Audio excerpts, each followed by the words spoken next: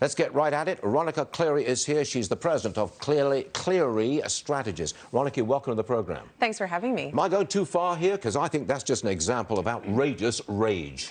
It is, and it's ironic coming from the party that is so happy to accuse the Republicans of having rage and hate and intolerance when the examples are right in front of your face. And that's what you laid out so perfectly and what we saw yesterday on the Supreme Court steps. Hold on a second. Let's go to McConnell on the floor of the Senate. New York said this. I want to tell you, Gorsuch. I want to tell you, Kavanaugh. You've released the whirlwind, and you will pay the price. You won't know what hit you if you go forward with these awful decisions. End quote. Madam President, I'm not sure where to start.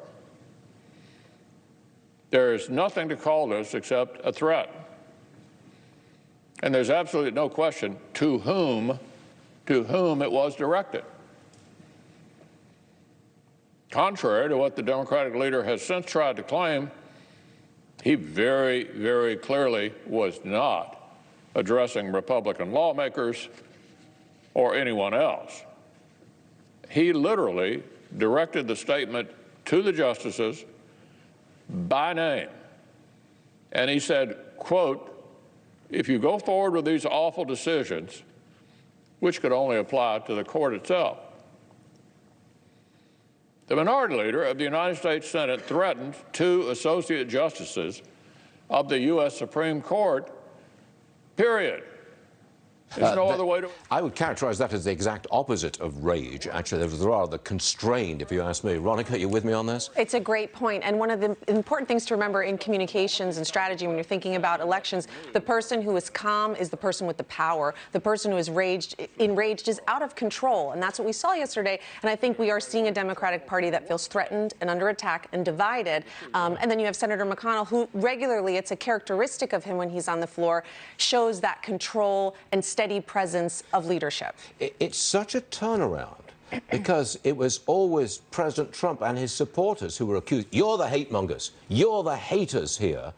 And I don't think that's true any longer. Well, if it ever was, it's these guys now. You know what my mom always used to say, you see people as you are. And I think there's a lot of hate that comes from the media as they cover Trump supporters and Trump rallies. And so some of it might be a little self-reflection. I don't think it's a very good political strategy. Not at all. And we'll see that in 2020. You are a strategist yourself. That's correct. You think it rebounds against the Democrats? I think it will hurt them. But we do have something really interesting to think about as if Joe Biden continues to move forward in taking the nomination, Republicans really have to rethink their strategy. We can't necessarily be just attacking the Democrats as the party of socialism anymore, because within their own party, they are rallying against that identity. They don't want that. So we have to really rethink and categorize the way we attack Democrats, and also think about how we present ourselves as a party that has accomplished so much in these last 4 years, and so many things that moderates and even some progressives would embrace, like criminal justice reform, like paid family leave. That is the way we win 2020, certainly not with rage, and also redirecting the focus. They're not necessarily the party of socialism, because they are turning their back on Bernie Sanders, on Elizabeth Warren. We need to be smart about that. Bernie's bust, in my opinion. Ronica, thank you so much for joining us. Good stuff. Thank you.